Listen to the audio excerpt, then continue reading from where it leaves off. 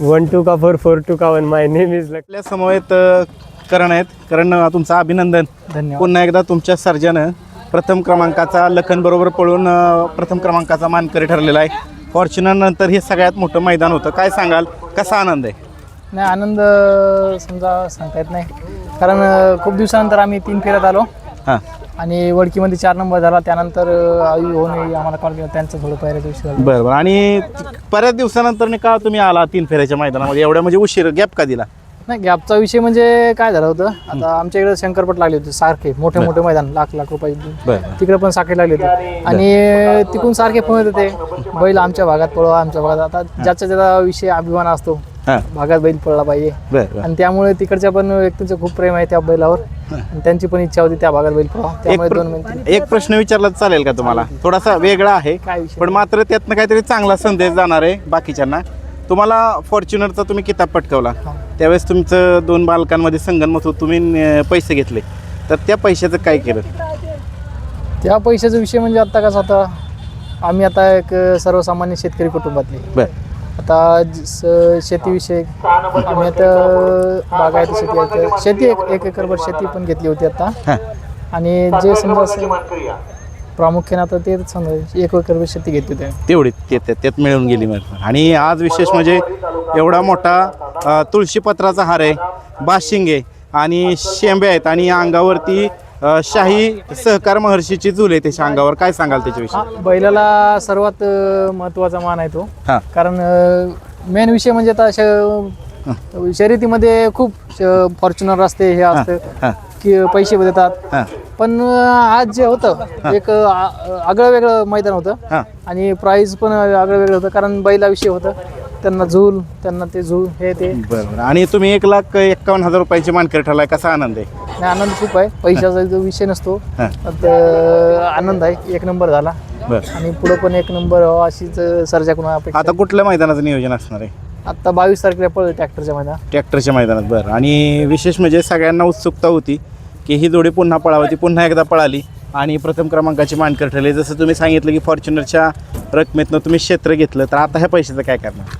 आता या पैशाचा विषय आता कसा, तो आता दैनंदिन जीवनाला घरी गावाकडे पाठवणार. बरं. आता ते बघ पुढे कुठेतरी योग्य नियोजन असलं तर आर्थिक फायदा होतोय का? हां, मग त्यानं तुम्ही संदेश काय द्याल बाकीच्यांना? संदेश द्यायचा केला म्हणजे आता विषय बघा, शर्यतीमध्ये आता आपण सगळे बघतो, हां खूप जणांचे क्षेत्र पण गेले. हां त्यामध्ये सांगायचं आलं तर कसा विषय असतो, बैल हा सर्वच पळत नसतात. बैल बघून घेतला पाहिजे, त्यावर एक व्यवस्थित नियोजन पण लागतं आणि माणसं पण त्याला भक्कम साथदार. तसे आम्हाला खूप आधार भेटला इथे, बापू आंबेकर यांचा, तसे सुजीभाऊ आमचे, तुषार भाऊ, सर्वांचा आधार भेटला. सुजित मोरगावचा, तुषार मुरुमचा, त्यानंतर राजा भाऊ आहेत वडकीचे, राजे भाऊ, त्यांचं तर खूप मोठं सहकार्य, आम्हाला खूप मोठं योगदान आहे. बरोबर. आणि खरं त्यांच्यामुळे तुम्हाला एक मोठा भक्कम आधार आहे. हा, वडकी म्हणजे भक्कम आधार आहे आम्हाला. वडकी म्हणजे भक्कम आधार. ह्या शाही झुलच्या विषयी काय सांगशील? एवढा प्रेमानं सन्मान आजपर्यंत कधी केला होता का त्याचा? आतापर्यंत बघा, शर्यतीमध्ये मी बघतोय तसं तर झालाच नाही आतापर्यंत. ते पहिलंच मैदान बघतोय आतापर्यंत, म्हणजे जे बैलाला सन्मान दिला. कारण आतापर्यंत बक्षीस झाले, फॉर्च्युनर झाले, सर्व झालं, पण आज बैलाला त्याचा सन्मान झाला. झूल वगैरे सगळं, झूल त्याचबरोबर बाशिंगे, त्यानंतर शेंब्या आहेत, शेंब्या पण आहेत. आणि मित्रांनो हे पाहू शकता सहकार महर्षी केसरीची बाशिंगे. आता असं बाशिंग, अशी झूल तुम्ही कधी हौशेने घेतली का हो? त्याने फॉर्च्युनर जिंकली तरी? नाही, अशी झूल वगैरे नाही घेतली. नाही घेतली ना, पण आज ती मिळाली. आज ती मिळाली, पण मानाची मिळाली. शाही झूल म्हणतात तिला. मोहिते पाटील घराणं हे महाराष्ट्राच्या राजकारणातलं आणि सांस्कृतिक आणि पारंपरिक ह्याच्यातलं फार मोठं घराणं आहे. आणि आता आपण बघू शकता बापूशेठ आंबेकर पण आलेले आहेत. आणि बघा, तुळशीपत्राचा हार घातलाय तरी पण बापू म्हणतात हा सुद्धा फुलांचा हार असावा त्याच्या गळ्यामध्ये. बापू काय सांगाल आजच्या आनंदाविषयी? आजचा आनंद फॉर्च्युनरपेक्षा जास्त आहे. फॉर्च्युनरपेक्षा जास्त आहे. हे मोहिते पाटलांच्या मैदानातली शाही झूल मिळाली. काय सांगाल? 1 नंबर नियोजन, आयोजन व्यवस्थित केलं होतं सगळं आणि एकदम स्वच्छ मैदान झालं. स्वच्छ मैदान. रान कसं आहे, कसं काय सगळं नियोजन? सगळं नियोजन 1 नंबर होतं. खट. अजून पण गार पाणी प्यायला अजूनपर्यंत? नाही. अख्खा दिवस मावळा तरी पण. जोडीविषयी काय सांगाल, लखन आणि सर्जाच्या विषयी? आता दुसऱ्यांदा पळाली जोडी, पण 1 नंबरच पळाली. 1 नंबरच पळाली. तुमचा फार मोठा आधार आहे ह्यांना, काय सांगाल त्याविषयी? नाही काही जवळची माणसं आहेत. जवळची माणसं आहेत. त्यांनी सांगितलं की फॉर्च्युनरच्या बक्षिसातली रक्कम त्यांनी सत्कर्मी लावली, क्षेत्र घेतलंय. हो. तर काय कशा पद्धतीने तुम्ही त्यांना मार्गदर्शन करता? युवक आहे हा आणि बैलगाडी क्षेत्रात नवीनच आहे. नाही मार्गदर्शन लय हुरळून जायचं नाही, मी सांगत असतो. हां हार झाली तरी पचवायला शिका. हां.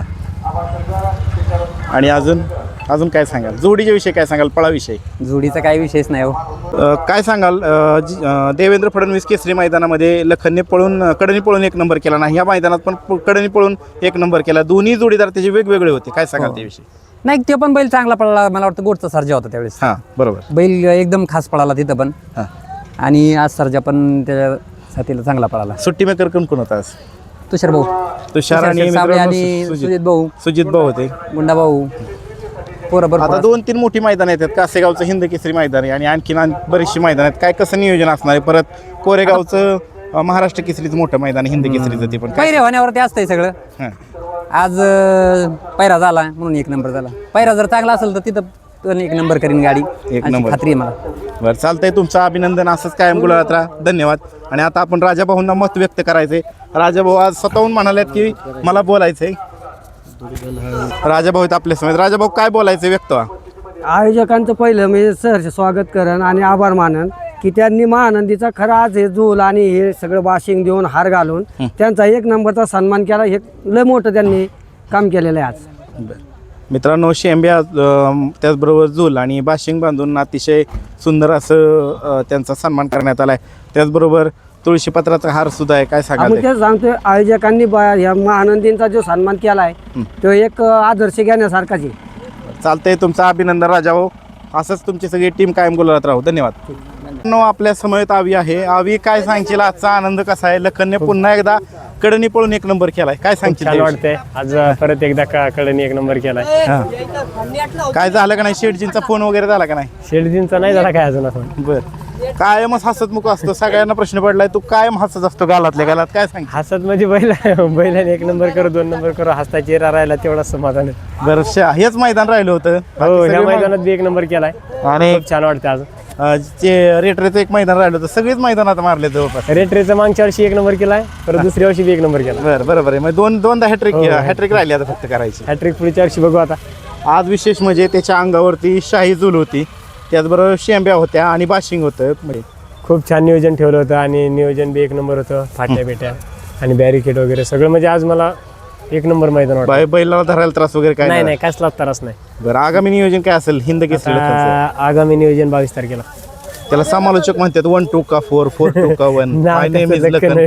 काय सांगशील त्याच्याविषयी? खूप भारी वाटते ते. म्हणलं की त्यांनी नाव जरी पुकारलं तर समजून जायचं की गाडी आपली लागली का? बरं म्हणजे काय म्हणतात ती? 1 2 का 4 4 2 का 1 माय नेम इज लखन. बरं एवढं म्हणलं तरी बस झालं आपल्याला. म्हणजे असं खूप असं मन भरून येते. मन भरून येते. आणि तिकडे पण सगळे तसंच म्हणतात 1 2 का 4 सगळीकडे लखन आलाय का? सगळ्यात पहिले आमचे हे म्हणलं ते समालोचकच हा. आणि त्यानंतर सुनील भाऊ. सुनील भाऊ. त्यानंतर ते आता तुम्हाला सगळीकडे फेमस झालंय ते हो सगळं. सगळीकडे फेमस झालं. आजची झूल कशी काय? एक नंबर झूल वगैरे सेम्या दिल्या आता. बरं. आणि म्हणजे ते आपला हार बी दिला ह्याचा. हा. मित्रांनो सांगायचं म्हणजे काय, आम्ही लखन आम्ही तर रोजच गप्पा मारतो. 2 दिवसाला 3 दिवसाला भेट होती. माझ्या घरात शेजारी लखनचा गोठा आहे जवळ 1 किलोमीटरवरती. त्यामुळे जाणं होतं. आमचे ते गायकवाड साहेब आहेत त्यांच्या तिथे, विकास भाऊंच्या तिथे. त्यामुळे ते कायम असतात, भेटतात. त्याला तुमचं अभिनंदन.